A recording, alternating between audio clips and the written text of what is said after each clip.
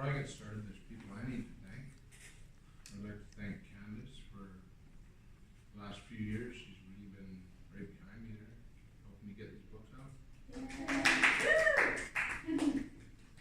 like to thank my wife. She's been very supportive and behind me in a different way in the last few years. Yeah, pushing. Yeah, stuff like that. And I would like to thank Janet very much for doing this for me tonight. Yes. My pleasure. Thank you. And I can thank Dominique. Well, you know, I'll just thank the whole world. Because if I forget anybody, then I'm covered. But anyways, I should read. This first one is called Thankful, and it's not in the book, but I like to read it now and then. It sums up the way I feel most of the time. Thankful. I put a leg brace on that I may walk. My words are slurred sometimes when I talk.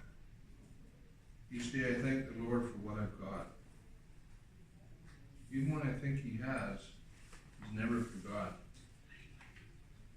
It's tough sometimes just to make the rent. Before it's earned, my money is usually spent.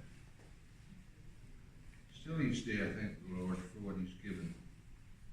To get someplace before, I would have driven. Now they won't let me drive a car anymore. It sure makes it hard to get to the store. But that's okay, I can usually bum a ride. When it comes to thankfulness, mine is bona fide. Others in this life fare far worse than I. To say any different would only be a lie. So I'll be thankful to friends, family, and Lord above. I know now what makes this world spin around.